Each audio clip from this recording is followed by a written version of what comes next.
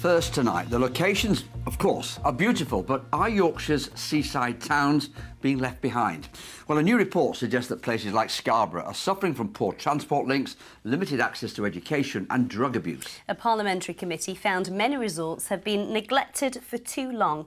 In the report, Scarborough Council described its issues as being similar to those of highly deprived inner city areas. Ian White is there for us tonight. It doesn't make comfortable reading, does it, Ian?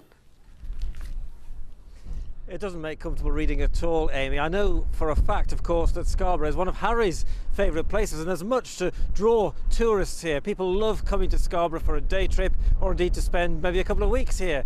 But when you look behind the scenes, what goes on in the town and the state of some parts of the town, it makes different reading. And if perhaps you live here, or you were born and bred here, and you're very young, perhaps there isn't that much to do, as I've been finding out today. For most of us, when you think of Scarborough, you think of beaches and amusements. But behind the facade, there's a different side to this coastal town that's home to around 110,000 people. If you live here, you see this place in a much different light. It's dead. Everywhere is closing down. You have places popping up and lasting, what, 3 months? Coming here for like half time, he doesn't realise like how shocking it is. Coming here is so sad. There's just so much decline. A new report from the House of Lords Select Committee on regenerating seaside towns says many coastal communities are in desperate need of improvements to housing, broadband and, most urgently, transport connections. The beaching cuts served them badly. A lot of the rail connections were taken away, and they aren't necessarily linked up properly to the road network. I think the Scarborough-Whitby local authority area doesn't have a single stretch of dual carriageway, and it takes people a long time to move around, and that does act as an inhibitor to economic growth. 2 years ago, Scarborough was named the lowest paid town in the country, with average salaries £8,000 less than the national average. Better access to further and higher education for young people in coastal towns is needed too. At Scarborough's Sixth Form College, students agree there's not much to keep them living in the town.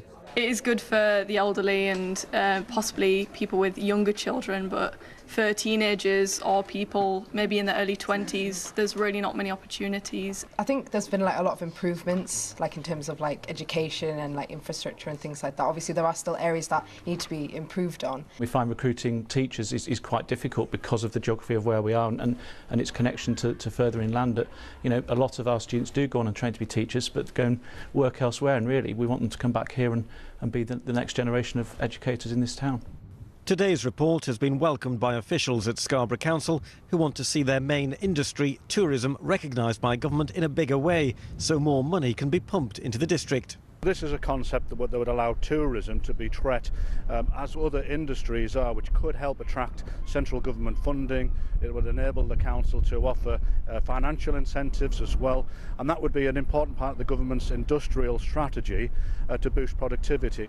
At a time when money in national and local government is being cut, it's feared it could be a long time before Scarborough sees the benefits of the recommendations of the Lords Select Committee report. Well, BBC Radio York has a Scarborough ambassador, I suppose you could say, the presenter of the Thursday evening programme By the Sea, Beck Homer. Nice to see you, Beck. That sounded like a pretty negative report. People might think we're knocking Scarborough, but actually what we found here is that it's good that things are being highlighted, isn't it? Yeah, it is, and I mean, as someone who's grown up here, I'm now in my 30s and a parent, I think it's really important that there is a focus on the different opportunities that are available. Things like the university that's come to Scarborough, the Coventry University, I'm studying there, and there's no way I'd be able to go into higher education with a family without this kind of thing on my doorstep. I mean, you live here, of course, and you love the place, but there must be certain things that frustrate you. What would they be? I guess opportunities for younger people. Doing my show every week, we go to different locations around the North Yorkshire coast, and the older people are very, you know, complimentary of it and love it. But I do worry about things available for younger people, and hope that that's taken into account. And I guess there are other practicalities. I was thinking there are people going on holiday, so you've got to go to an airport from here. That's miles away before you even get on a plane. Yeah, the road links are an issue. That's one thing I think if you ask everyone in Scarborough, definitely the road, specifically the A64. But yeah, the road access needs to be improved, I think. And we know that people come here to retire, so that's a good thing, but also that puts pressure on local services too, doesn't it? Yeah, very much so. It needs just some TLC and some cherishing. It's a lovely place to live, and but everybody of all ages needs to be taken into account. And what about this thing about broadband being not very good here too? I don't know about that really. Mine's okay. Okay, because some people were saying it's really frustrating, we need faster broadband, and that's something that in this day and age is so important, of course. Well, it is, and things like that that's the future, isn't it? So it needs looking into. Okay, thank you very much. Well, we know you're on air tonight with your programme from 7 o'clock I am. on BBC Radio York. Yeah, we're from the university tonight, so please tune in. Okay, lovely. Thank you very much. From a very blustery Scarborough, back to you in the studio. Always beautiful though there. Ian, thank you.